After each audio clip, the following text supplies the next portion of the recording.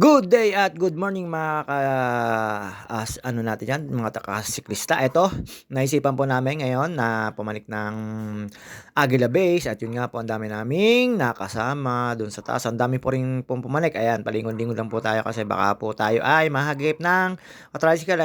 At ayan, nagsama na po kami ni Sanchino. At syempre, shoutout nga pala po Secret muna at yun nga po ito dire-diretso tayo at siyempre alam niyo naman po tayo, papanik po tayo ng Aguila Base, do'n po tayo dadaan sa may gate.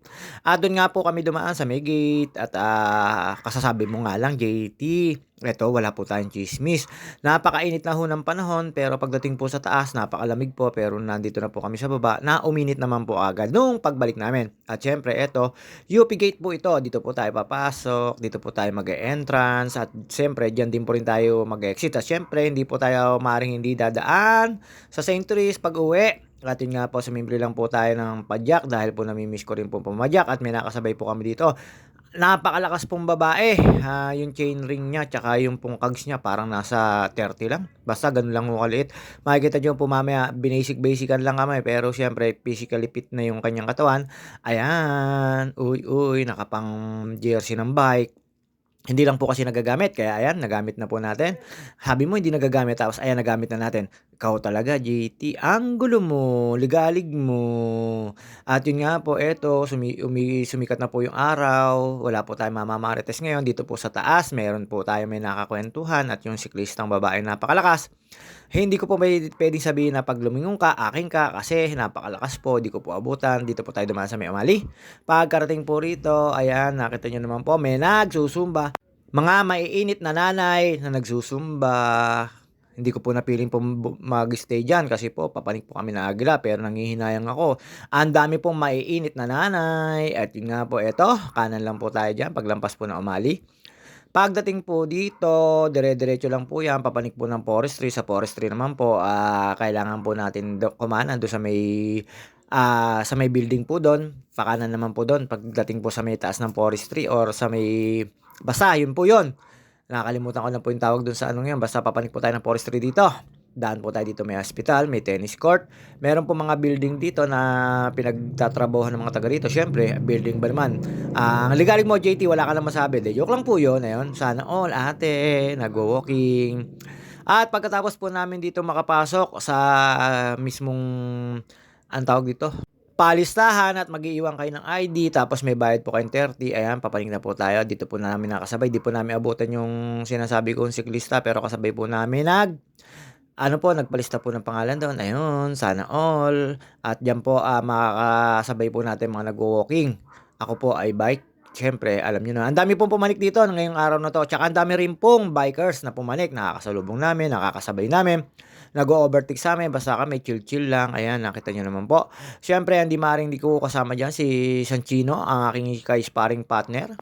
Kahit saang ride basta nagustuhan namin, pinupuntahan po namin, mataas, mahaba, malayo, basta kaya po namin padyakan. Chill-chill lang, puwede naman po maglakad at gumamit ng pinagbabawal na teknik. Ayan, nakita niyo naman ang daming pumapanik. Ang iba po diyan, may mga guide po 'yan, papanik po ng Picto 'yan, pero kami siyempre Aguila base lang, 'di naman po makakapanik do'n dahil po, yung gradient do'n hanggang 30, station 30. Ayan, sina ate, sana all. Sabi po nila diyan, "Welcome vlog to my guys." Ayun nga po, siyempre niloloko nila ako. Sabi ko, "Di pa ako sikat pero laos na."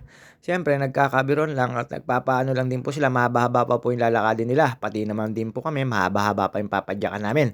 Dito po kasi, sulit na sulit po yung pagpadyak niyo dito, yung pawis niyo po talaga na hinahanap sa, pagba-bike. Talaga namang dadanasin niyo po rito. Pero ito na-walking ko na po 'to, siyempre kailangan po bike muna tayo. Dahil po nawawala po kasi sa timing or nahihirapan din po yung kadena, minsan-minsan makakarinig ka ng nalagutok pagka po hindi na paggagamit.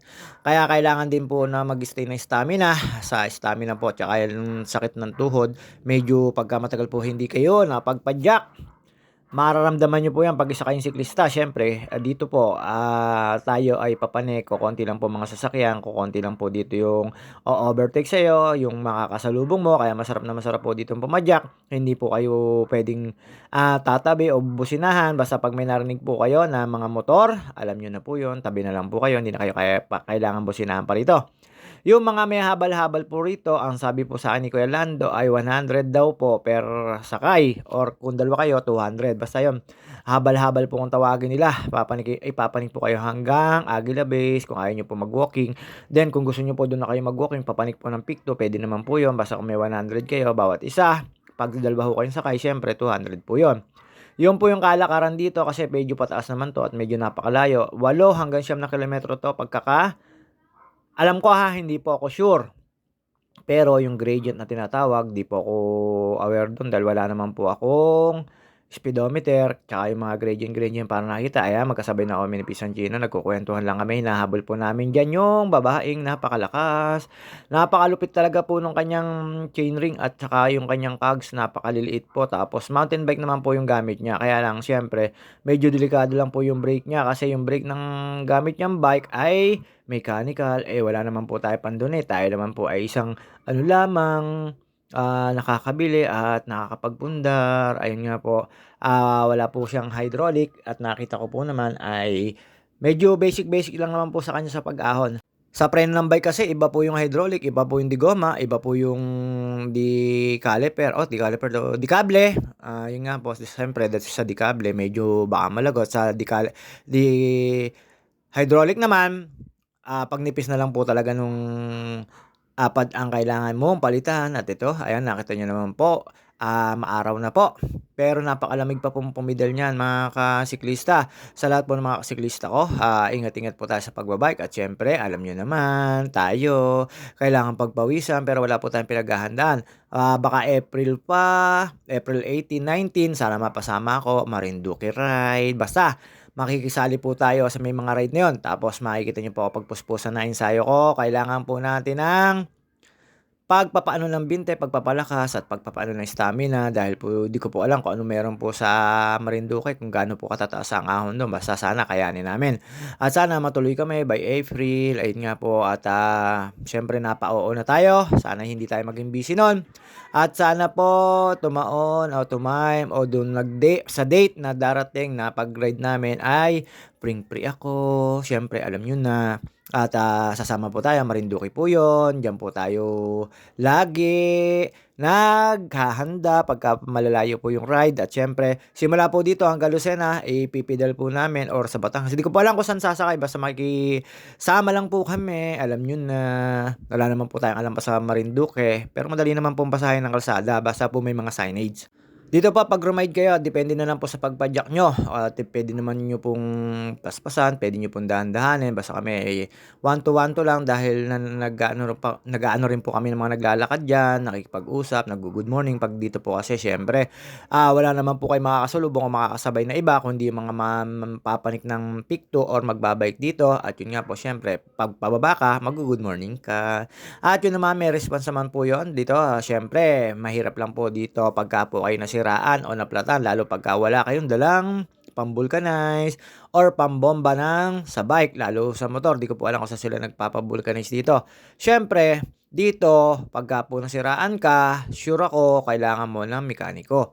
Or kung marunong ka naman, siyempre magagawa mo. Pero napakahirap naman po dito ka masisiraan lalo yung mga motor or bike. Ang mahirap po dito kung wala kang pam-vulcanize. Basta dito dire-diretso lang po tayo diyan. Marami na po nakakapunta rito at marami na rin pong nakapanik kaninang umaga. Kita po namin sa listahan dun sa record book sa baba.